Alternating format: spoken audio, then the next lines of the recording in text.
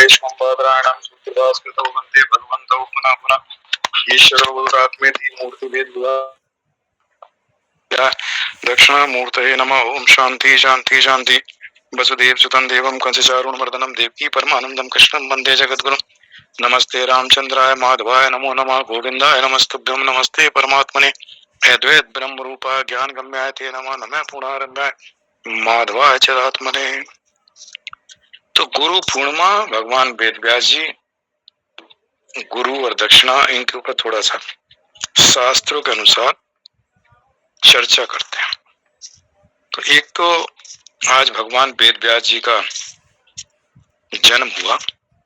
भगवान वेद व्यास जी जो ऋषि पराशर थे और माता सत्यवती, तो पराशर इनके ऋषि पराशर जो है वशिष्ठ जी के पौत्र थे, तो वो इनके पिता थे वेद व्यास जी के, और माता सत्यवती जिनकी माता थी।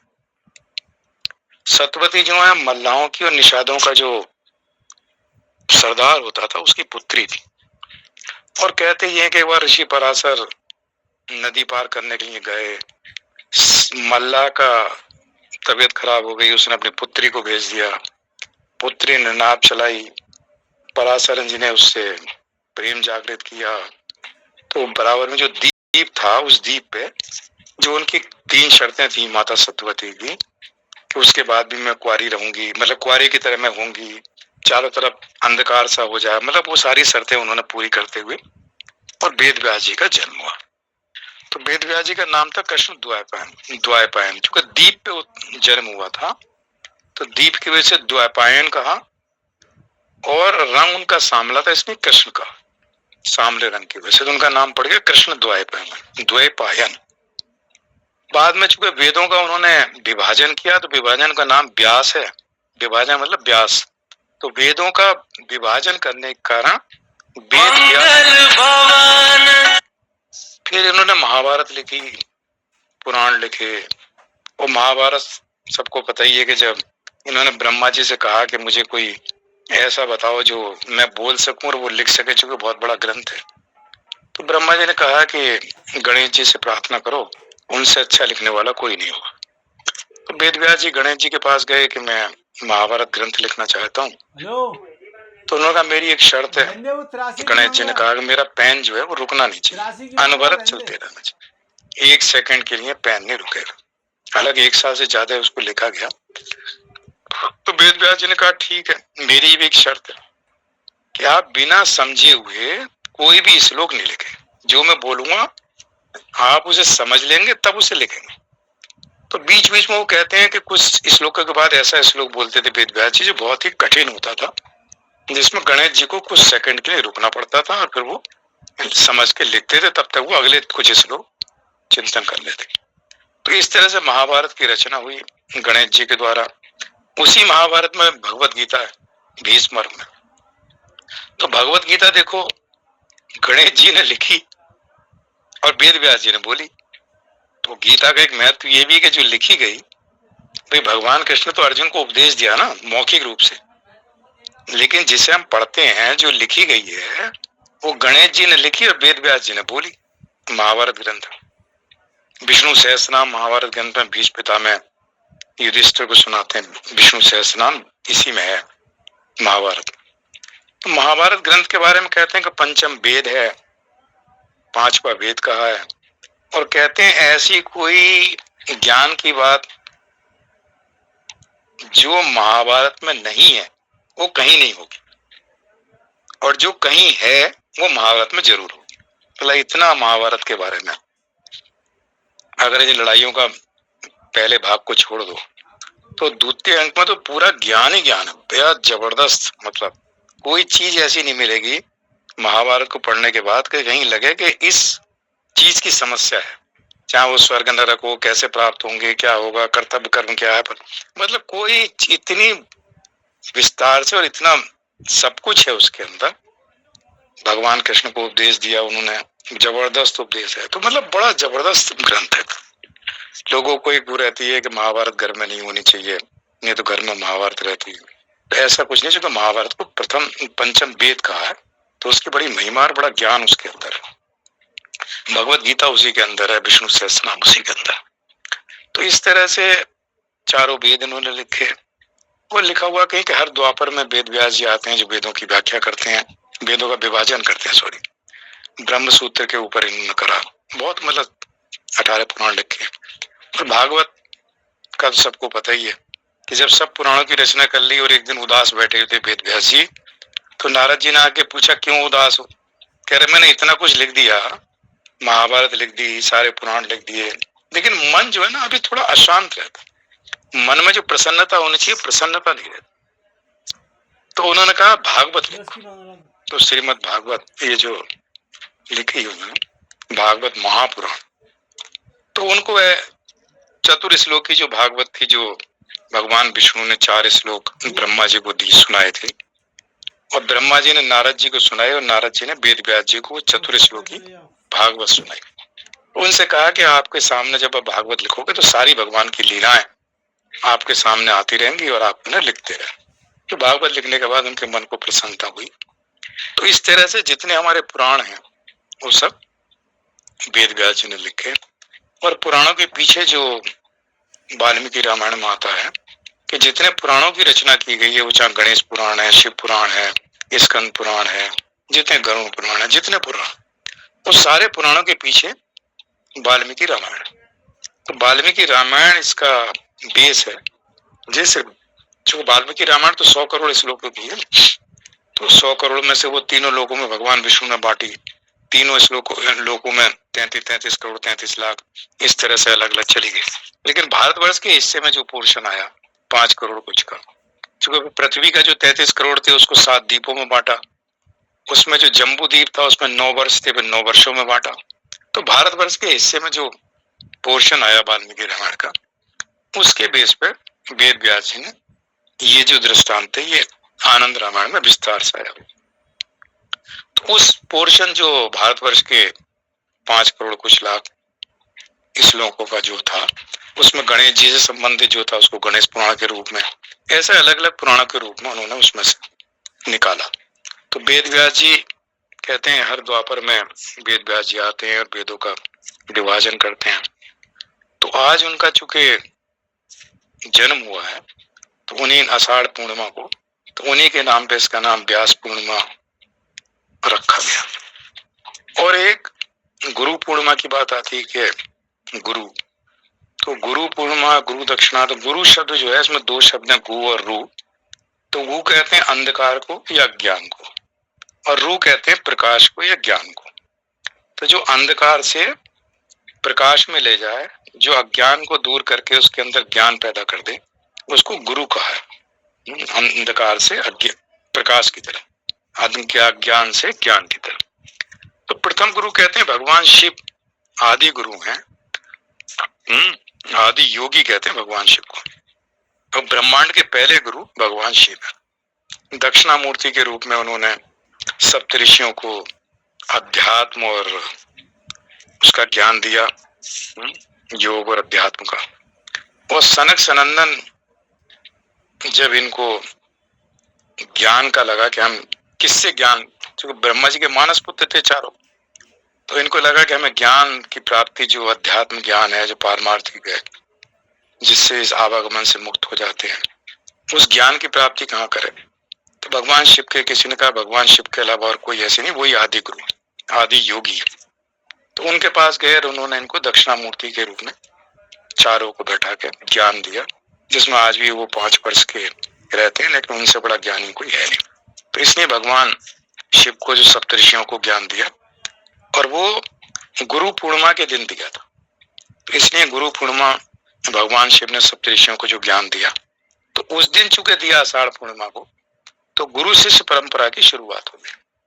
तो वहां से ये शुरू हुआ गुरु शिष्य परंपरा, कि हम शिष्य जो है अपने गुरु के प्रति कृतज्ञता व्यक्त करने के लिए कि मैंने इनसे चूंकि ज्ञान सीखा है, मेरा जो अज्ञान रूपी अंधकार था, इन भगवान के इन गुरु के द्वारा मुझे मिला और मेरा ज्ञान अंधकार दूर हुआ। जो मेरे अविद्या थी, जिसके कारण मैं जन्म मृत्यु के चक्र में घूम रहा था अनंत योनियों से, वो मेरी जो, मुझे लगा कि मैं मेरा वास्तविक स्वरूप क्या है, इस स्वरूप का बोध करने वाला जो मेरा गुरु है, उसके प्रति वो अपनी कृतज्ञता व्यक्त करता है गुरु पूर्णिमा के दिन। तो गुरु पूर्णिमा की शुरुआत भगवान शिव जो आदि गुरु थे, उन्होंने सप्तऋषियों को आज के दिन उपदेश दिया अध्यात्म का। तो वहां से गुरु शिष्य परंपरा शुरू हुई और वेद व्यास जी ने चूंकि सारे पुराण, महाभारत, भगवद गीता, ब्रह्मसूत्र ये सब दिए, तो उसके बेस पे वो भी एक तरह से गुरु हैं। चूंकि जिन शास्त्रों का हम स्वाध्याय करते हैं, जिन शास्त्रों से हमारा ज्ञान दूर होता है, वो शास्त्र भी हमारे गुरु हैं। कहते हैं शास्त्रों का स्वाध्याय करते हैं तो शास्त्रों की कृपा होती है, शास्त्र भी कृपा करते हैं, जागृत है शास्त्र। क्योंकि श्रीमद् भागवत महापुराण को भगवान श्री कृष्ण ने अपना वांग्मय स्वरूप कहा कि मेरा वांग्मय स्वरूप है, मतलब मैं ही भागवत महापुराण के रूप में मैं ही। तो ये जो ग्रंथ हैं, जो शास्त्र हैं, जब पूरी तन्मयता से बार बार इनका हम स्वाध्याय करते हैं तो इनकी कृपा मिलती है और उस कृपा से हमारा जो अज्ञान है वो दूर होता है। ये भी हमारे गुरु का काम करते हैं। इसलिए भगवान कृष्ण ने कहा कृष्णं वंदे जगत वसुदेव सुतं देवम कंस चारुमर्दनम देवकी परमानंदम कृष्णं वंदे जगत। अगर कुछ ना हो तो पूरे संसार का जो गुरु है वो कृष्ण है। तो कृष्ण कहो, शिव कहो, विष्णु कहो, तो सब वही एक ही है, उनमें कोई भेद दृष्टि न रखें। जो इनमें भेद रखता है उसको कहा है कि इतने करोड़ों कल्प तक और नरक में रहता है। जो इनमें राम कृष्ण विष्णु कृष्ण इनमें भेद दृष्टि रखता है कि अलग अलग है, ये मेरे प्रिय हैं, इनसे मैं प्रेम नहीं करता। नाम रूप उपाधि अलग है, तत्व की दृष्टि से सब एक ही। तो उस तरह से व्यक्तिगत जीवन में जब बच्चा पैदा होता है तो माता उसके गुरु है, फिर पिता थोड़ा बड़ा होता है तो पिता गुरु हो जाता है, फिर आचार्य गुरु हो जाता है। फिर संसार में जो भी ज्येष्ठ और श्रेष्ठ, दो शब्द ऐसे हैं ज्येष्ठ और श्रेष्ठ, जो विष्णु पुराण में भगवान विष्णु के जो सहस्त्र नाम, सॉरी विष्णु पुराण कह रहा हूँ, जो विष्णु सहस्त्र नाम है, विष्णु सहस्त्र नाम में दो शब्द जो आए सहस्त्र नाम में, एक है ज्येष्ठ और एक है श्रेष्ठ। और उपनिषद में भी ज्येष्ठ और श्रेष्ठ शब्द आता है। तो ज्येष्ठ और श्रेष्ठ, ज्येष्ठ जो है संसार में ब्रह्मांड, वो भी भगवान विष्णु है और सबसे श्रेष्ठ भी भगवान विष्णु। ना उनसे कोई श्रेष्ठ है ना उनसे कोई ज्येष्ठ है। भगवान राम ने जब अपनी वंशावली बताई, उनकी वंशावली आप सुने तो विष्णु से शुरू हुई कि हमारे वंश में सबसे पहले विष्णु थे, भगवान विष्णु, उनसे ब्रह्मा जी उत्पन्न हुए। बोला यहाँ से शुरू हुए, नंबर 1 पे विष्णु, नंबर 2 पे ब्रह्मा जी, फिर आगे मरीच, सूर्य से इक्ष्वाकु, और इक्ष्वाकु से जो वंश चला फिर वहां से उन्होंने, लेकिन शुरू उन्होंने भगवान विष्णु से की, जो सृष्टि के आदि में भगवान विष्णु है। तो सबके पिता अगर देखा जाए तो भगवान विष्णु है। भगवान विष्णु से ब्रह्मा जी हुए, ब्रह्मा जी से मानस पुत्र हुए, मनु शतरूपा हुई, और मनु शतरूपा से फिर पुरुष स्त्री से ये शुरू हुए। और जो मानस पुत्र हैं चाहे वशिष्ठ हैं, तो उनसे जो ये गोत्र हमारे शुरू हो जाते हैं, भारद्वाज गोत्रीय उनसे। तो ब्रह्मा जी से मानस पुत्रों से ब्रह्मा जी चूंकि विष्णु जी के हैं, तो वहां से मतलब शुरू किया जाए तो सबके पिता में भगवान विष्णु। तो उस तरह से गुरु शिष्य परंपरा शुरू हुई। तो मैं कह रहा था भगवान राम ने जो अपनी वंशावली बताई तो भगवान विष्णु से शुरू किया, ब्रह्मा जी पाए, और फिर इक्ष्वाकु, राजा इक्ष्वाकु पाए, और वो उनके वंश के सबसे पहले इक्ष्वाकु थे। और वहां से फिर वो 62वें नंबर पे, मतलब 62 पे भगवान राम उस वंश में आए। और ये इत्तेफाक है कि 61 उनसे पहले हुए और 61 उनके बाद हुए। मतलब भगवान राम जो है 62वें नंबर पे हैं उस वंश में, 61 उनसे पूर्व राजा हुए और 61 उनके बाद हुए। उसके बाद वो परंपरा रुक गई। और आनंद रामायण में आता है कि अंतिम जो उस वंश के राजा थे, उससे 2 या 3 नाम पहले एक राजा थे जो तपस्या करने के लिए बद्रीनाथ में चले। उसमें लिखा है कि बद्रीनाथ में वो तपस्या कर रहे हैं, जैसे बड़े बड़े नर और नारायण तपस्या कर रहे हैं बद्रीनाथ में, भगवान परशुराम कहीं तपस्या कर रहे हैं।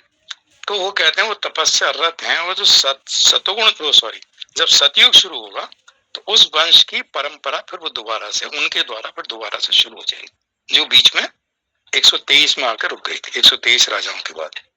तो इस तरह से गुरु शब्द आया, और गुरु पूर्णिमा के दिन भगवान शिव ने सप्तऋषियों को दिया था, वहां से गुरु शिष्य परंपरा शुरू हुई। भगवान व्यास कृष्ण द्वापरायण आज के दिन उत्पन्न हुए। और भागवत में कौन कौन से मनवंतर में कौन से मनु होंगे, कौन से व्यास होंगे, ये सब विस्तार से दिया हुआ। कौन से मनवंतर में, एक कल्प में शायद 28 मनवंतर हैं, 1000 युग हैं, 1000 सतयुग, 1000 कलयुग, 1000 द्वापर, 1000, तब उनका एक कल्प पूरा होता है, ब्रह्मा जी का दिन पूरा होता है, उसमें 14 इंद्र बदल जाते हैं वगैरह वगैरह। अब प्रश्न आया कि दक्षिणा की बात कहाँ से शुरू हुई, ये गुरु दक्षिणा। तो गुरु के प्रति जो कृतज्ञता व्यक्त करने के लिए ये बात आई कि हम उनके प्रति जो भी हमारे श्रद्धा सुमन है वो उनको अर्पित किए जाए एज ए कृतज्ञता, चूंकि उन्होंने हमारा अंधकार रूपी अज्ञान को दूर करके प्रकाश दिया।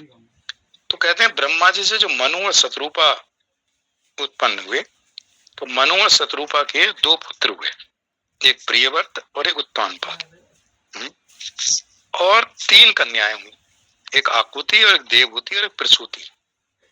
तो आकुति का जो विवाह हुआ वो ऋषि रुचि प्रजापति से हुआ, और रुचि प्रजापति के द्वारा एक उनके पुत्र उत्पन्न हुआ, उसका नाम था यज्ञ।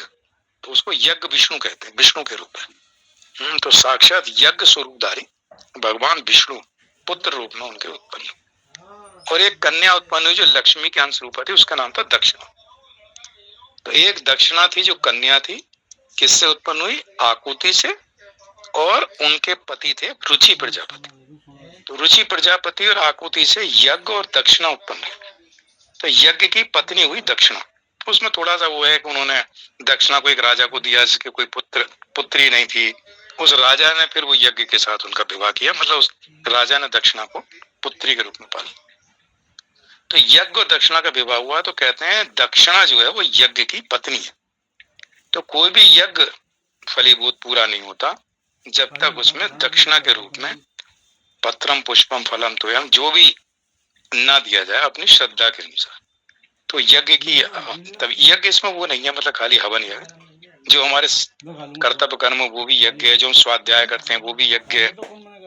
उस अध्याय में चौथे में देखो जो यज्ञों का है, स्वाध्याय भी यज्ञ है, जप भी यज्ञ है, जप यज्ञ भी आया, योग यज्ञ भी है, तप यज्ञ भी है। तो इतने सारे यज्ञ उसमें आए, ये सब यज्ञ। तो यज्ञ के पत्नी दक्षिणा है।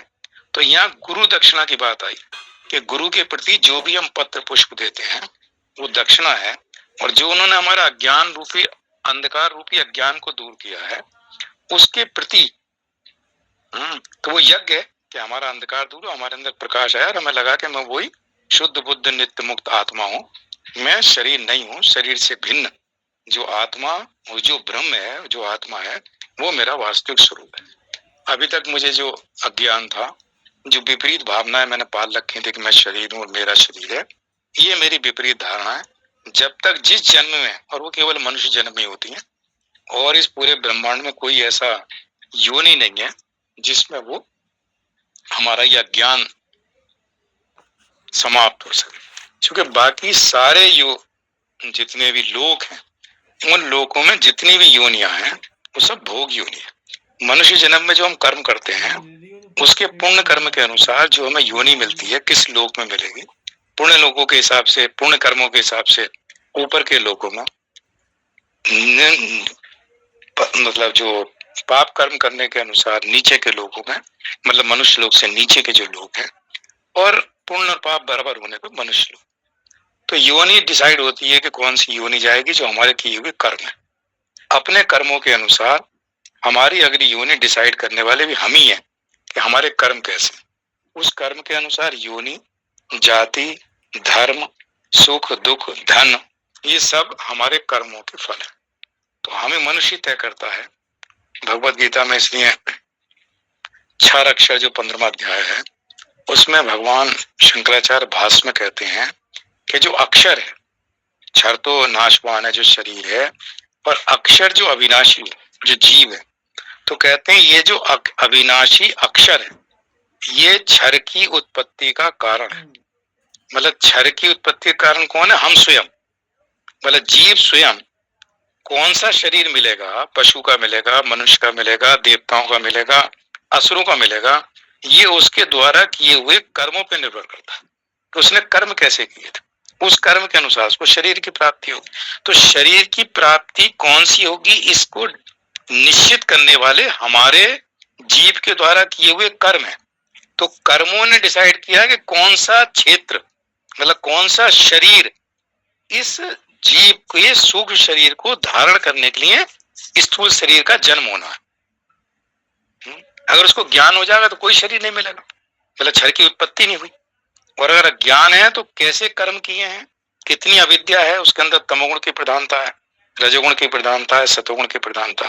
सतोगुण की प्रधानता है तो देव योनि में कोई शरीर मिल गया, तमोगुण की प्रधानता तो पशु योनि में कोई शरीर मिल गया।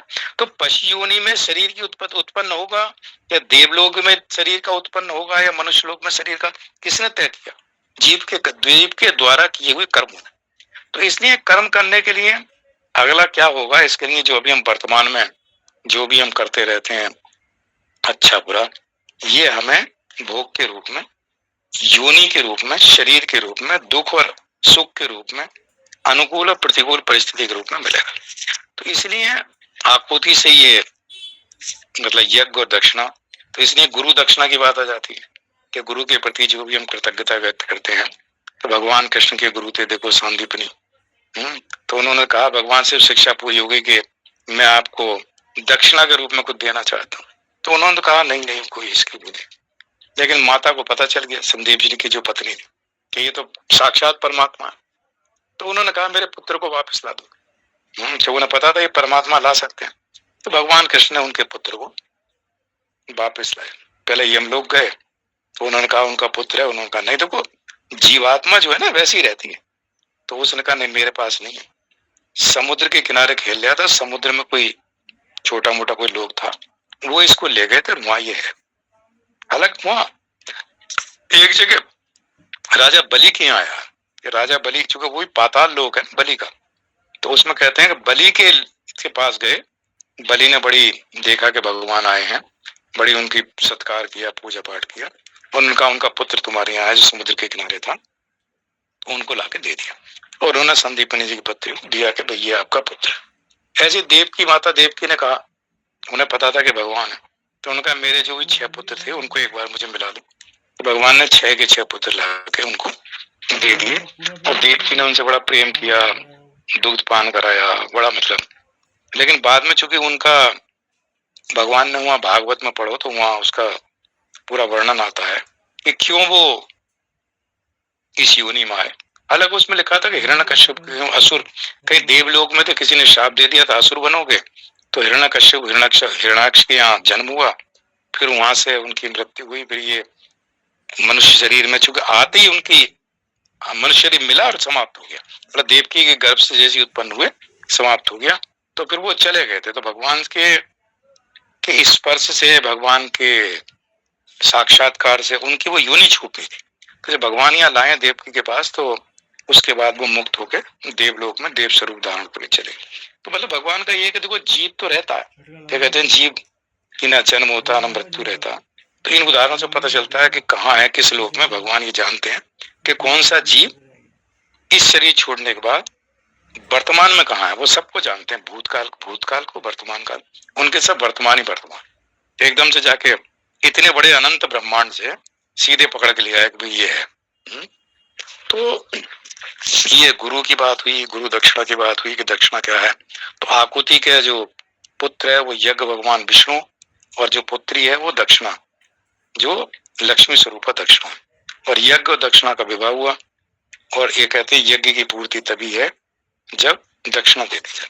इसलिए यज्ञ में एक बात और आती है, किसी शायद भाष में है कि यज्ञ में दक्षिणा दे के जो जिसने यज्ञ कराया वो प्रसन्न होता है, और उसकी प्रदक्षिणा, यज्ञ की प्रदक्षिणा करके जो जजमान है जिसने वो यज्ञ कराया उसको उसका फल मिल जाता है। प्रदक्षिणा की बड़ी जरूरी होती है कि उसका हम एक मतलब प्रदक्षिणा कर लें यज्ञ की। तो इसके ऊपर भी आया कि जजमान को उसका फल मिल जाता है, और दक्षिणा देने से जिसने वो पंडित जी थे उनको उसका वो मिल जाता है कि आपने यज्ञ कराया।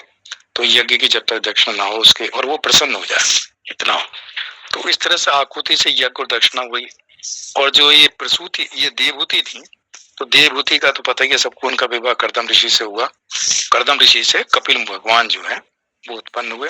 लेकिन माता देवहूति और कपिल की, सॉरी, माता देवहूति और कर्दम जी की जो पुत्रियां हुई वो 9 कन्याएं उनसे उत्पन्न हुई। अब देखो कैसे चला, एक कन्या थी उनकी, देखो 9 कन्याओं को ऋषियों से विवाह, तो वशिष्ठ जी से हुआ, अरुंधति उनकी कन्या हुई, शांति एक कन्या थी, अथर्वा ऋषि से हुआ, अनुसुईया अत्रि जी से हुआ।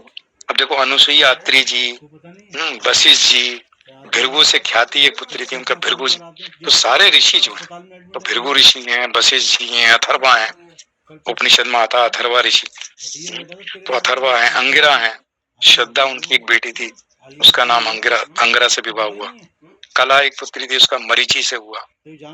सृष्टि के आदि में मरीचि थे, ब्रह्मा जी के मानस पुत्र मरीचि, इनसे शायद तो मरीचि ऋषि थे, उनसे कला, तो ये सब आपस में सबकी पत्नी जो है सगी बहनें हुई, और कर्दम और देवहूति से उत्पन्न हुई है, और कपिल भगवान जो है वो पुत्र के रूप में आए। तो कृतु, भृगु, वशिष्ठ, अथर्वा, पुलह सूर्यलोक में आज भी हैं पुलह ऋषि, गति इनकी पत्नी थी, अभिर्भु की पुलस्त थी, श्रद्धा की अंगिरा थी, अंगिरा अथर्वा जी कहा था उपनिषद में ना, अनुसुईया अत्रि जी की पत्नी है, और मरीचि की पत्नी कला। तो ये अथर्वा ऋषि जिन्होंने यज्ञ कर्म का विस्तार किया, तो ये इनसे हुई 9 पुत्री, जिन्होंने देखो सारे ऋषियों को दे दी। अब तीसरी जो थी वो प्रसूति, ये भी बढ़िया। तो प्रसूति का जो विवाह हुआ था वो ब्रह्मा जी के पुत्र थे दक्ष प्रजापति, और दक्ष प्रजापति से प्रसूति से 16 कन्याएं उत्पन्न, 16 में से एक थी स्वाहा, तो उसका विवाह अग्नि के साथ हुआ। तो अग्नि की पत्नी है स्वाहा, तो जब हम अग्नि में आहुति देते हैं तो सब लोग स्वाहा बोलते हैं। पंडित जी कहते हैं कि आप चाहे मंत्र मत बोलो, लेकिन जब आहुति छोड़ो यज्ञ में तो स्वाहा जरूर बोल दो। तो स्वाहा का मतलब स्वाहा के नाम पे जो हम सामग्री अग्नि में समर्पित करते हैं वो अग्नि को संतुष्ट करती है, क्योंकि स्वाहा के साथ वो उसकी पत्नी है, तो पत्नी के रूप में वो आहुति जब अग्नि को दी, तो अग्नि चूंकि पति है, तो अग्नि है स्वाहा के रूप में दी हुई आहुति को पत्नी के रूप में स्वीकार करके प्रसन्न हुआ। पति पत्नी का आपने मिलन करा दिया, तो इसलिए स्वाहा बोल के आहुति देते हैं। स्वाहा जो है अग्नि की पुत्री है, जैसे दक्षिणा यज्ञ की पत्नी, तो ऐसी स्वाहा जो है अग्नि की पत्नी है। और एक पुत्री थी उनकी स्वधा। पितृलोक जो है, तो जो पितृलोक के अधिपति हैं उनकी पत्नी का नाम है स्वधा। स्वधा की बढ़िया 3 पुत्री हुई थी, मानस पुत्री थी। चलो उसको बाद में करते हैं। और एक थी सती, तो सती भगवान शंकर के साथ विवाह। तो 3 पुत्री थी, स्वाहा, स्वधा और सती। तो एक अग्नि को, एक पितृलोक के जो स्वामी थे उनको, और एक भगवान शंकर। 13 जो बची वो 13 के 13 पुत्री धर्म के साथ विवाह। तो इसलिए धर्म की 13 पत्नी, और भागवत में आता अधर्म की 1 पत्नी, क्योंकि अधर्म का वंश को जितना कम फैलेगा उतना अच्छा, और धर्म जितना फैलेगा उतना अच्छा। जितना धर्म का विस्तार होगा उतना संसार के लिए अच्छा है, जो भगवान धर्म की स्थापना करने के लिए आते हैं। अधर्म जब बढ़ जाए, तो अधर्म की 1 ही पत्नी से इतना बड़ा हुआ है, और धर्म की 13 पत्नी है। तो 13 जो कन्याएं थी दक्ष प्रजापति की, प्रसूति की, उनका विवाह धर्म के साथ कर दिया। तो धर्म की जो 13 पत्नी है, तो उसमें एक पत्नी थी मूर्ति, जिनसे नर और नारायण हुए। देखो धर्म से नर और नारायण उत्पन्न हुए, और नर और नारायण को जो अर्जुन और कृष्ण को कहते हैं, अर्जुन जो है नर रूप, नर जो है उनका रूप है अर्जुन, और नारायण भगवान कृष्ण। तो नर और नारायण की जो जोड़ी है ये अर्जुन और कृष्ण के लिए, कि अर्जुन और कृष्ण जो है नर और नारायण के अंश अवतार थे। तो ऐसे ही उनकी 13 पत्नी के नाम है श्रद्धा, जिनका एक पुत्र, सबके एक पुत्र, बस मूर्ति से 2 हुए हैं नर और नारायण।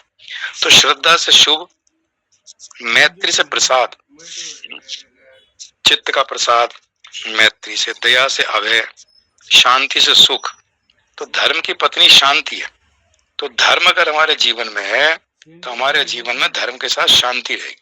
तो धर्म में जीवन अगर है, धर्म में आचरण है, तो हमारे जीवन में शांति रहेगी। और धर्म और शांति दोनों है तो हमें सुख रहे। तो धर्म की पत्नी शांति और पुत्र सुख है। तुष्टि से मोद मतलब प्रसन्नता, पुष्टि शरीर की पुष्टि, पुष्टि हालांकि धर्म की पत्नी तो उससे अहंकार का जन्म होता, शरीर हिष्ट पुष्ट हो तो अहंकार आता है, देखो मैं कितना पुष्ट हूँ।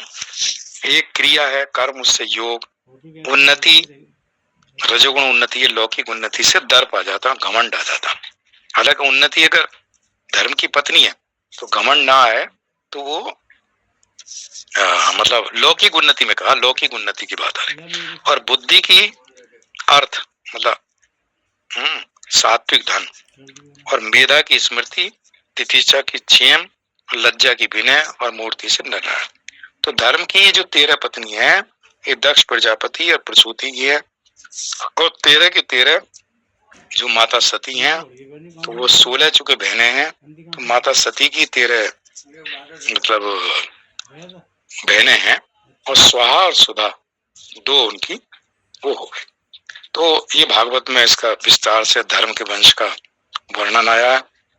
हालांकि अधर्म के वंश का ही वर्णन भागवत में आया, जहाँ ध्रुव का चतुर्थ कांड में जो ध्रुव वाला पोर्शन है उसमें यह आता है अधर्म का वंश। उसमें मतलब बहुत विस्तार नहीं लेकिन बहुत संक्षेप में, लेकिन बहुत ही बढ़िया है। जो कलयुग में कहते हैं ना अधर्म बहुत बढ़ता है, और अधर्मी व्यक्ति भी कहते हैं कि बड़ा अच्छा जीवन व्यतीत कर रहा है, तो कहते हैं कलयुग की अधर्म से मित्रता है, इसलिए कलयुग में अधर्म फलता फूलता रहता है। लोग अधर्म करके, उसमें आता है एक सूक्ति सुधा में कि अधर्म से पहले व्यक्ति फलता फूलता है, फिर अधर्म से अपना भला करता है, फिर अधर्म से अपने शत्रुओं को नाश करता है, और फिर अधर्म के कारण मूल सहित नष्ट हो जाता है। मतलब अधर्म के कारण मूल सहित, मतलब मूल भी नहीं रहता, मूल सहित नाश हो जाता है। तो अंत में जाके जब अधर्म बढ़ता बढ़ता उसके जीवन में, सब मूल सहित नाश होता है। जैसे रावण था या कोई भी था जहाँ बहुत अधर्म, तो अधर्मी व्यक्ति जो है शुरू में लगता है कि देखो कितना गलत तरह का काम करता है संसार में, लेकिन कितना आनंद से रह रहा। तो वो उसका जो पिछले जन्म के कर्म थे, जो उसके प्रारब्ध में इस बार भोगने के लिए मिले हुए थे, सुख था, अनुकूल परिस्थिति, पिछले किए हुए कर्म उसको भोग रहा है। अभी जो अधर्म कर रहा है वो इकट्ठा हो रहा है, वो संचित हो रहा है, और जब वो अधर्म अपना फल देना शुरू करेगा तो मूल सहित कहते हैं नष्ट कर देता, कुछ नहीं छोड़ता। तो इसलिए लगता तो है, युधिष्ठिर ने कहा भगवान कृष्ण से, वन में बैठे थे, दुर्योधन ने निकाल दिया, वनवास दे दिया। तो बड़े एक दिन, हालांकि युधिष्ठिर परेशान नहीं होते थे, तो वो एक दिन कृष्ण से कहा कि पता नहीं क्या है, देखो दुर्योधन इतना अधर्मी है लेकिन कहीं कोई परेशानी नहीं रहती, सुख से महलों में रह रहा। हम लोग धर्म का सत्य का पूरा पालन करते हैं, क्योंकि युधिष्ठिर तो पूरे सत्यवादी थे। हम लोग तब से परेशान ही है, थोड़े दिन के लिए मिला राजभर, फिर उसने जुए में ले लिया, फिर हम देखो दर दर जंगलों में भटक रहे हैं, छोटी झोपड़ी बना के, कभी मिलता है खाना कभी नहीं। तो कोई उपाय बताओ। तो भगवान कृष्ण ने भी यही कहा कि देखो अधर्म जब उसका पूरा हो जाएगा तो वो मूल सहित नष्ट हो जाएगा, मतलब कुछ नहीं बचा। कौरवों में 100 के 100 भाई में से एक नहीं बचा, पांडव 5 थे, धर्म के साथ तो 5 हो रहे। अधर्म पूरा मूल सहित नष्ट करता है, लेकिन जब तक उसका ये अधर्म परिपक्व नहीं होगा तब तक वो अपना सुख और राजभोग भोगता रहेगा। तो हालांकि फिर उन्होंने कहा युधिष्ठिर ने कि उपाय बताओ। भगवान कृष्ण ने श्लोक बोला युधिष्ठिर को कि आप ये जप करो। तो वो था ये श्री राम जय जय राम, लेकिन संस्कृत में श्लोक बोला था श्री शब्द आद्यम, कि शुरू में श्री लगाओ, जय शब्द मध्यम, फिर उसके बाद जय लगाओ, फिर जय शब्द द्वयी प्रयुक्तम, जय 2 बार जय जय लगाओ, फिर तेरी शब्द कृत्वा 7-21 बार जपो, रघुनाथ नाम जपो, और फिर लिखा ब्रह्म हत्या कोटि, ब्रह्म हत्या तक का नाश कर देता है इस मंत्र को जप। तो श्री राम जय राम का जो मंत्र था इस श्लोक के द्वारा भगवान कृष्ण ने युधिष्ठिर को दिया। तो इसलिए धर्म के साथ हमारे जीवन में धर्म हो तो सुख है, शांति है, धर्म का परिवार है, श्रद्धा है, मैत्री है, दया है, अभय है, और अंत में नर और नारायण की प्राप्ति है। अंतिम जो संतान है वो नर और नारायण। तो धर्म के द्वारा हम उस नारायण को प्राप्त कर सकते हैं, नारायण की शरण। और अधर्म का जो वंश दिया है वो खतरनाक है। अधर्म जो है उसका विवाह नहीं हो रहा था, धर्म की 13 पत्नी है। तो अधर्म के लिए कोई तैयार नहीं था अपनी पुत्री देने के लिए। अधर्म को कहीं से एक पुत्री मिल गई, पत्नी मिल गई, उसका नाम था मृषा। मृषा कहते हैं झूठ को, असत्य को। असत्य के रूप में मृषा जो है अधर्म को मिल गई। अब अधर्म जहां होगा उसकी पत्नी, वो व्यक्ति झूठ बोलने वाला होगा, असत्य भाषण करेगा, असत्य व्यवहार करेगा, असत्य व्यवहार, सब कुछ ऐसा। तो इनके एक पुत्र एक पुत्री उत्पन्न हुई। तो पुत्र का नाम है दंभ और पुत्री का नाम था माया। तो दंभ कहते हैं जैसा है वैसा नहीं दिखाता, मतलब उससे बड़ा चढ़ा के दिखाएगा, घमंड सा रहता, मैं ये हूं, मैं ये हूं। और माया कहते हैं जो अविद्या, अज्ञान भी उसके अंदर भर जाता। तो दंभ और माया का विवाह हो गया, इन्होंने शादी की भागवत पुराण के हिसाब से। फिर दंभ और माया से पुत्र पुत्री, एक पुत्र एक पुत्री उत्पन्न हुई। पुत्र का नाम था लोभ और पुत्री के नाम था षटता। निकृति, दुष्टता, दुष्ट व्यवहार करना, निकृष्ट व्यवहार करना, षट, षट कहते हैं षटता। तो इस तरह से लोभ जागृत हो जाता है, दंभ और माया रहती है तो लोभ हो जाता है, और लोभ और षटता उसका जो व्यवहार है निकृष्ट व्यवहार होता है। लोभ और षटता का विवाह हुआ, उनके आया पुत्र पुत्री, क्रोध और हिंसा। तो जब लोभ है, झूठ है, षटता है, अविद्या है, तो उसके अंदर आया क्रोध। जब क्रोध होगा तो हिंसा करे, तो पुत्र के रूप में क्रोध और पुत्री के रूप में हिंसा। इन्होंने फिर क्रोध और हिंसा ने शादी कर ली, तो पुत्र आया कली और पुत्री आई दुरक्ति। तो कली कहते हैं कलह को, मतलब जब क्रोध और हिंसा है तो अब झगड़ा शुरू हो जाए, हर समय झगड़ा करेगा, जिससे मिलेगा वहां झगड़ा ही झगड़ा। और पुत्री या दुरिक्ति मतलब गाली, तो झगड़ा करेगा और गाली गलौज करेगा। तो इन दोनों ने शादी कर ली, तो पुत्र हुआ भय और पुत्री हुई मृत्यु। अब देखो, भय जब गाली देगा, झगड़ा करेगा, थोड़ा भय भी होगा, कोई मुझे ना मार डाले, हिंसा इतनी मैंने की है, इतना लोगों को बुरा भला बोला है, तो उसे भय रहता है और भयभीत रहता है, तो अंत में इसी उसमें उसकी मृत्यु हो जाती है, जो भी उसका समय होगा उसकी मृत्यु हो जाती है। तो भय और मृत्यु की जब शादी हुई तो इनके पुत्र पुत्री उत्पन्न हुए, यातना और नरक। तो यातना, नरक में पुत्र है यातना और पुत्री है नरक। तो इनका यहाँ वंश खत्म हो जाता अधर्म का, मतलब नरक में पहुंचा के। अधर्म का अगर हमारे जीवन में अधर्म है तो हमें नरक की प्राप्ति करा दे। तो यहाँ देखो, क्रोध भी आ गया, लोभ भी आ गया, हिंसा भी आ गई। तो काम क्रोध लोभ मद, जो सुंदरकांड में आया, काम क्रोध मद लोभ सब नाथ नरक के पंथ। और गीता के 7वें अध्याय में कितना बढ़िया है कि जो काम क्रोध और लोभ है इनका त्याग कर दो, चूंकि नरक के द्वार हैं, 3 द्वार बताए, काम क्रोध लोभ। तो यहाँ तीनों नरक के द्वार क्रोध के, अधर्म के वंश में आ गए। क्रोध भी है, लोभ भी है, हिंसा भी है। तो इसका जो अंतिम सीढ़ी है जहां पहुंचा के रुकता है वो यातना और नरक है। नरक में पहुंचा के यातना दिलाता, और धर्म का हमारे जीवन में है तो नर और नारायण की प्राप्ति कराता। तो एक तरफ नर और नारायण है, एक तरफ यातना और नरक, भय और मृत्यु उससे पहले। तो कलह रहेगी, दुरक्ति रहेगी। तो ये भागवत में जो है अधर्म का वंश है, धर्म का वंश है। और देखो, भगवान वेद व्यास जी ने लिखी, वेद व्यास जी भगवान के अवतार, भगवान ही।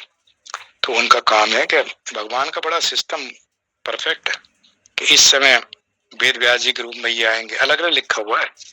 एक बार बृहस्पति जी हुए वेद व्यास, एक बार ये हुए, एक बार ये हुए, आगे कौन कौन होंगे। मतलब भागवत में पढ़ो, 10वें स्कंद में है शायद या 9वें में है कि अगले मनमंत्र में सप्तऋषि कौन होंगे, इंद्र कौन होंगे, उससे अगले मनमंत्र में, मतलब पूरे कल्प के अंतिम तक, मतलब जब कल्प समाप्त हो जाता तो सारे मनमंत्र के, अभी बीच का मनमंत्र चल रहा 14वां है, तो उसके सारे मनमंत्रों का दे रखा। तो मैं एक बार पढ़ते हुए सोच रहा था, देखो भगवान की कितनी एडवांस प्लानिंग, मतलब कहीं कोई ये नहीं अगले मनमंत्र में ये सप्तऋषि होंगे, उसमें भगवान परशुराम भी हैं, और ये बलि इंद्र होंगे अगले, परशुराम जी, अश्वत्थामा और कृपाचार्य, ऐसे 3 नाम याद है, बाकी 4 और।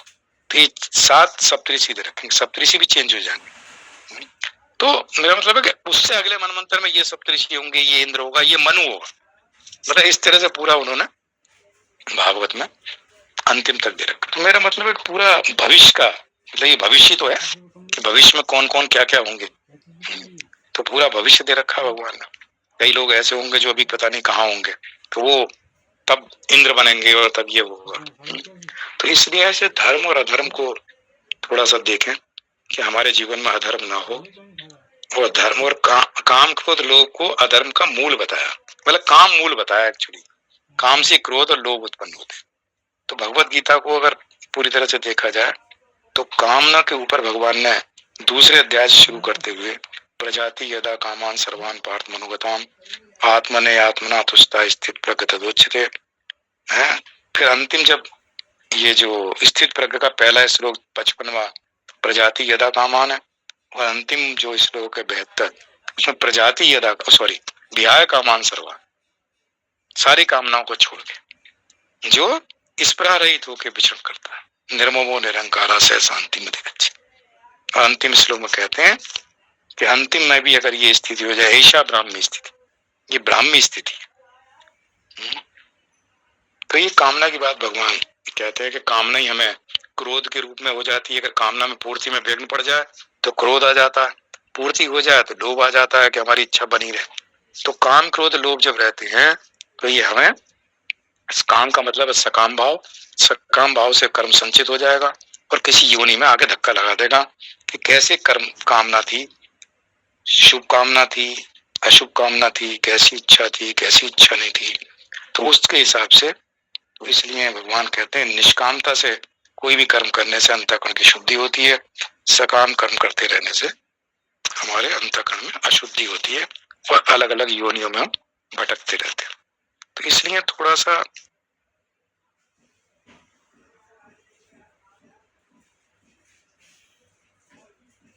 करते रहना चाहिए।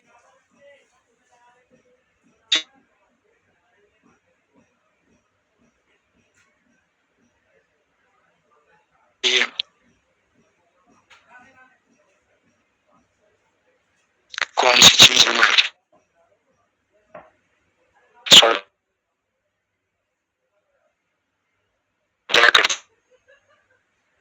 क्या बना के किया और कब कब वेद व्यास, कृष्ण द्वैपायन उनका नाम था। वेदों का विभाजन या अभ्यास करने के कारण वेद व्यास जी कहलाए। तो इस तरह का आज के दिन हमने व्यास पूर्णिमा में इस सब आपस में संक्षेप में थोड़ा इस पर हमने आपस में चर्चा की। इसके साथ जय श्री कृष्ण। ओम पूर्णमदः पूर्णमिदं पूर्णात् पूर्णमुदच्यते पूर्णस्य पूर्णमादाय पूर्णमेवावशिष्यते। ओम शांति शांति शांति। श्री कृष्ण अर्पणमस्तु। हरि ओम तत्सत। जय श्री। हाँ सारस्वत जी, सुशील जी बोले पे 10-15 मिनट।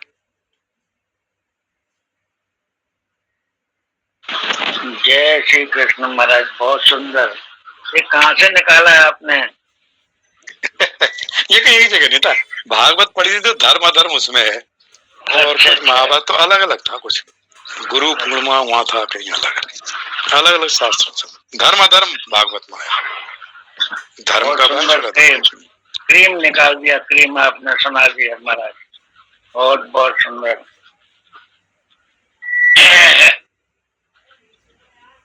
आज गुरु पूर्णिमा पर भी समझो बहुत बड़ा महत्व है सर जीवन में। तो गुरु का महत्व जिसने जान लिया उसका जीवन से उद्धार हो जाएगा। गुरु का जीवन में बहुत बड़ा महत्व है सर।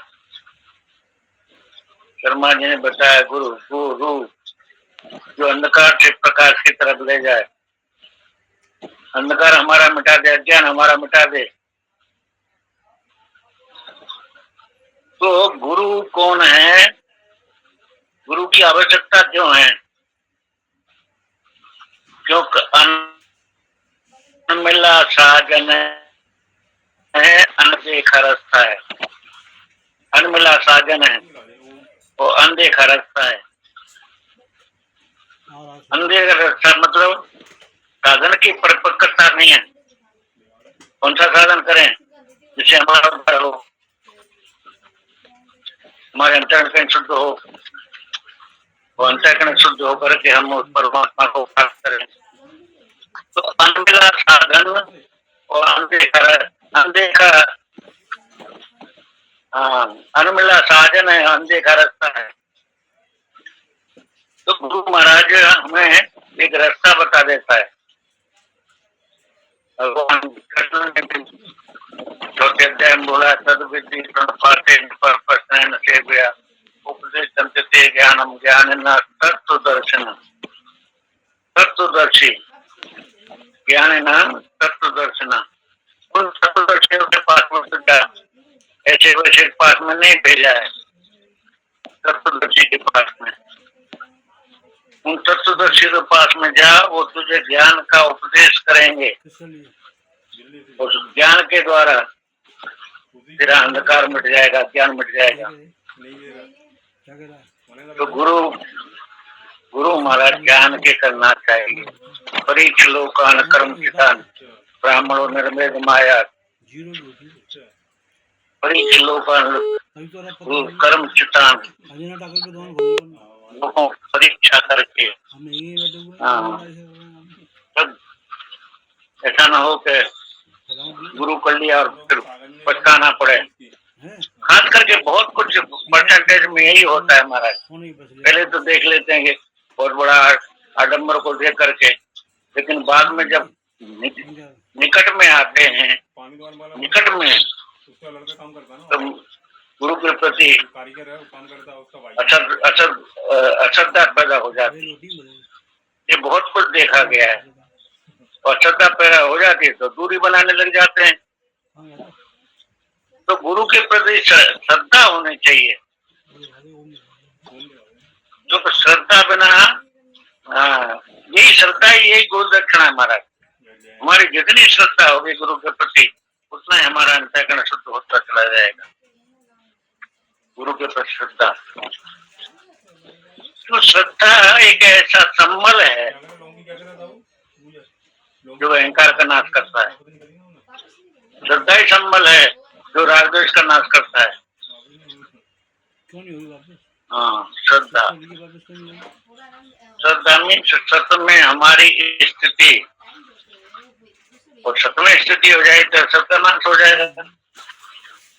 तो गुरु महाराज हमारे असत का नाश करते हैं और सत्य में हमारी स्थिति कर देते हैं। ये गुरु करते हैं। तो असत का नाश जब तक नहीं होगा तब तक सत्य में स्थिति कहाँ से होगी। तो हमारी सत्य में स्थिति हो जाए। रात दिन सत्संग सुनते हैं, इसलिए सुनते हैं कि हमारी सत्य में स्थिति हो जाए। और सत्य में स्थिति जब तक नहीं होगी, जब तक संसार से बैराग नहीं, असत से बैराग नहीं होगा तो सत्य में स्थिति कहाँ से होगी। असत से बैराग है,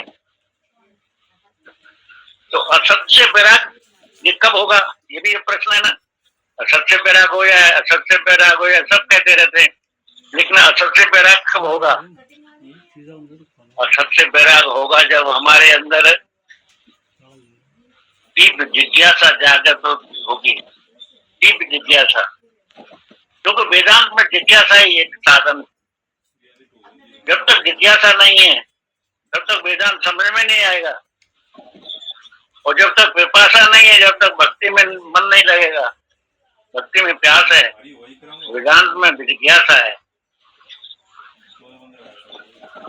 मुमुक्षा है। जिज्ञासा में मुमुक्षा, तो वो चतुर्थ साधन संपन्न होता है ना, तो मुमुक्षा की जरूरत है। विवेक, वैराग्य, खट्टम मुमुक्षा। तो ये साधन संपन्न होगा, वो ही ज्ञान का अधिकारी होगा। तो मुमुक्षा जागृत हो जाए, मुमुक्षा हमारे अंदर जागृत हो जाए। तो जब मुमुक्षा जागृत होगी तो तीव्र इच्छा जब जागृत होगी, और तीव्र इच्छा जागृत कब होगी ये भी प्रश्न है महाराज। हमारे अंदर तीव्र इच्छा जागृत कब होगी, जब असत से बैराग होगा, सत में स्थिति होगी। जब हमारे अंदर सात्विक भाव जागृत होगा, राजस और तामस भाव हमारे समान सब उनका विनाश होगा। राजस और तामस भाव क्षीण होंगे, सात्विक भाव जागृत होगा, तब तीव्र जिज्ञासा पैदा होगी। इसके पहले नहीं हो सकती। तो हमारे अंदर तीव्र जिज्ञासा पैदा हो जाए महाराज, तीव्र जिज्ञासा। उसकी जिज्ञासा पैदा हो जाएगी तो हम हमारा श्रवण में मन लग जाएगा, और श्रवण में मन लग जाएगा, मनन में मन लग जाएगा, निध्यासन में मन लग जाएगा। क्योंकि एकाग्रता जागृत होगी, बिना सत्गुणों के एकाग्रता भी जागृत नहीं हो सकती। तो विक्षेप है, रजोगुण और तमोगुण तो विक्षेप और आवरण है। विक्षेप जब तक है, जब तक मन कहाँ से एकाग्र होगा, और जब तक मन नहीं एकाग्र होगा तब तक स्थिति में बुद्धि कहाँ से सूक्ष्म होगी, और बुद्धि सूक्ष्म नहीं होगी तब तक तत्व को ग्रहण करने की सामर्थ्य नहीं आएगी। तो हमारे अंदर तत्व को ग्रहण करने की सामर्थ्य जब आएगी जब हमारी बुद्धि सूक्ष्म होगी। तो बुद्धि सूक्ष्म कब होगी, जब हमारे अंदर एकाग्रता आएगी। और एकाग्रता कब आएगी, जब हमारे अंदर सात्विक भाव आएगा। तो मूल बात यह है कि हमें अपने अंदर से रजोगुण और तमोगुण को मूल समाप्त तो नहीं कर सकते, क्योंकि प्रकृति के हैं, और जब तक शरीर है जब तक तो रहने वाले तीनों गुण समाप्त नहीं कर सकते, लेकिन उनको दबाया जाए, उनका निरोध किया जाए। निरोध, यही चित्तवृत्ति निरोध है महाराज। चित्तवृत्ति निरोध। शनैः शनैः उपरमेत बुद्ध्या धृत गृहीत्वा आत्म संसम मना कृत्वा न किंचित विचिंतेत। छठे अध्याय में बोल दिया है, शनैः शनैः उपरमेत, तो उपराम को प्राप्त हो। शनैः शनैः अभ्यास करते करते धीरे धीरे धीरे धीरे शनैः शनैः उपरमेत, उपरामता को हम प्राप्त हो जाएं। देखिए, उपरामता ये आत्मा का लक्षण है, वैराग्य अंतःकरण का लक्षण है। वैराग्य एक बार आने के बाद में वैराग्य जा भी सकता है, लेकिन उपरामता नहीं जाएगी महाराज। उपरामता एक बार आ गई नहीं जाएगी। तो हमारे अंदर उपरामता आ जाए, मीन्स बीज भुन जाए। अब उगेगा नहीं। उपराम, उप माने पास, राम, राम के पास हम बैठ जाएं, उपराम। तो राम के पास हम बैठ गए, हाथी का पैर पकड़ लिया तो अब छुड़ाने का सवाल नहीं है। अगर पैर पकड़ना तो हाथी का पकड़ो महाराज। हाँ, छूटे नहीं। तो उपराम हो गए। तो भगवान हमें ऐसी प्रेरणा दे कि हम उपराम हो जाएं। और जब उपराम हो जाएंगे तो न काम, न क्रोध, न लोभ, न आशा, न तृष्णा, कोई चीज हमें प्रभावित नहीं कर पाएगी। तीनों नरक के द्वार, शर्मा जी ने बताया, तीनों नरक के द्वार हम पार कर जाएंगे। नान्यम गुणेव कर्तारम यदा दर्शन पश्यते गुणे परम वेदी मद भावम तो जगत। मेरे भाव को कौन प्राप्त होगा, जो तीनों गुणों को पार कर जाएगा। यही तीनों गुण है महाराज, काम क्रोध लोभ, ये तीन, यही सतगुण रजोगुण तमोगुण, यही तीनों, इनको पार करना है। तो कामना कब समाप्त होगी हमारी, जब हमारा अहंकार समाप्त हो जाएगा। जब तक अहंकार समाप्त नहीं होगा कामना समाप्त नहीं होगी। तो भगवान, हम परम पद को प्राप्त हो जाएंगे, क्योंकि भगवान ने चौथे अध्याय में बोली, न माम कर्माणि लिप्यन्ति न मे कर्म फले स्पृहा। भगवान क्या बोल रहे हैं, न माम कर्माणि लिप्यन्ति न मे कर्म फले स्पृहा। दो चीज हमारे अंदर आ जाए, भगवान साफ बोल रहे हैं, स्पष्ट बोल रहे हैं बिल्कुल। नमाम कर्माणि लिप्यन्ते, मुझे कर्म लिपायमान नहीं कर सकते, मुझे कर्म छू नहीं सकते, क्योंकि मैं कर्म फल मेरी स्पृहा नहीं है। ये स्पृहा ही महाराज सबसे बड़ी दुश्मन है। चुपकन है, स्पृहा में चुपकन, आसक्ति, सुखासक्ति, ये आकर्षण, ये स्पृहा। तो जब तक हमारे अंतःकरण में स्पृहा है तक गिरने का डर है। और जो स्पृहा समाप्त हो गई, चाहे न कबू कुछ चाहिए, और तुम सन सहज स्नेह, बसु राम जी शरद चाप धर सो राव निज देह। जिसको कुछ भी नहीं चाहिए संसार में, वो तो सिद्ध पुरुष है महाराज। चाह गई चिंता मिटी, मनुआ बेपरवाह, जाए न कछु कबू कुछ चाहिए, वो शान का शाह, वो शाह का भी शाह हो जाता है जिसको कुछ भी नहीं चाहिए। तो ये कब मिटेगा? चाह कब मिटेगी?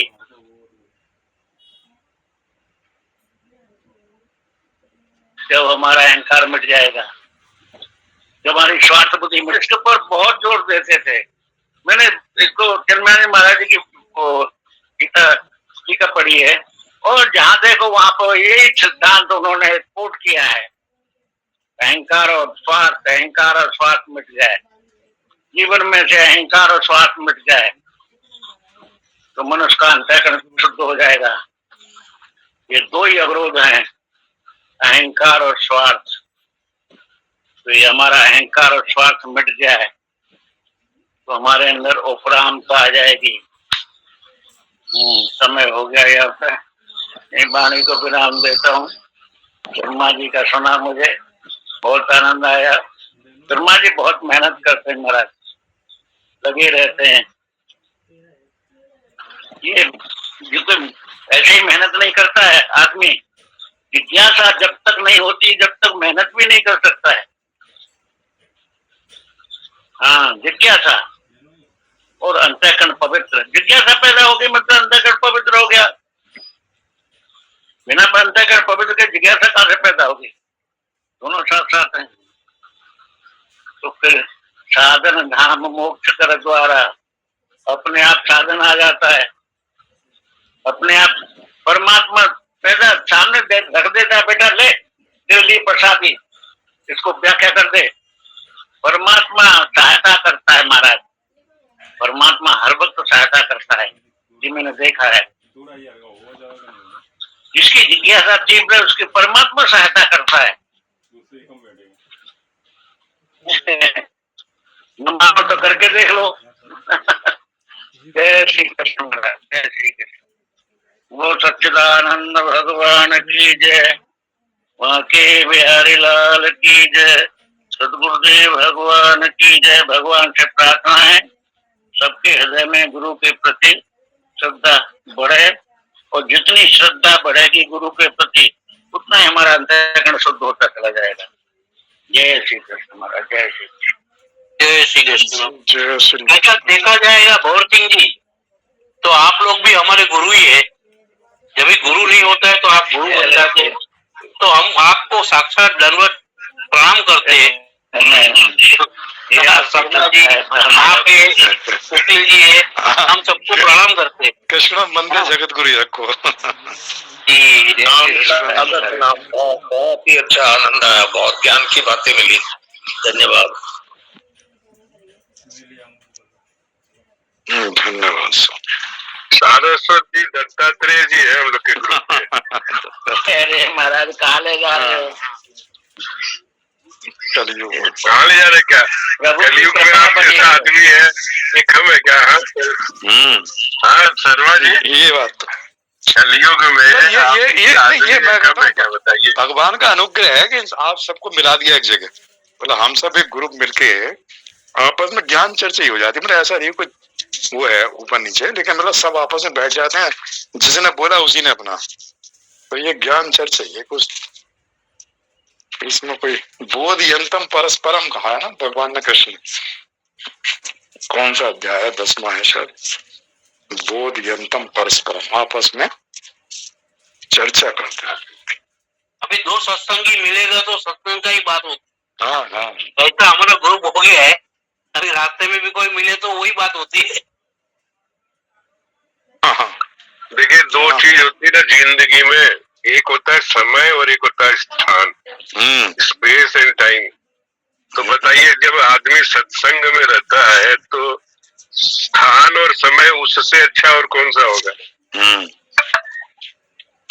भगवान चर्चा कर लो, सर्वोत्तम है और समय भी सर्वोत्तम। भगवत चर्चा अपने आप में बहुत बड़ी बात है। और कहते हैं वो चर्चा वही होती है भगवान की वाणी है। हाँ, भगवान की। शर्मा जी, भगवान की वाणी है। सबरी को जब नौदा भक्ति भगवान ने क्या कहा, सातवीं भक्ति क्या बताया, सातों सम मोहि मैं जग देखा, मोते संत अधिक कर देखा। अरे भाई, संत कहाँ आप कौन सा तल में नापोगे बताओ? ये सत्संग ही तो संत है, और क्या है? सत्संग में ही हम लोग संत वाणी सुनते हैं। नहीं तो फिर तो संत लोग भी अपना आश्रम की व्यवस्था में लगे रहते हैं। जब सत्संग करते हैं ना, तो ये भगवान की वाणी है। जय श्री कृष्ण। जय श्री कृष्ण। जय श्री कृष्ण सभी को। जय श्री कृष्ण। गुरु पूर्णिमा की बधाई सबको। सबको बधाई। सभी को गुरु पूर्णिमा की बहुत बहुत बधाई। जय श्री कृष्ण। जय श्री कृष्ण। बड़ा वाला बेल लाया, काका भाई वाला है।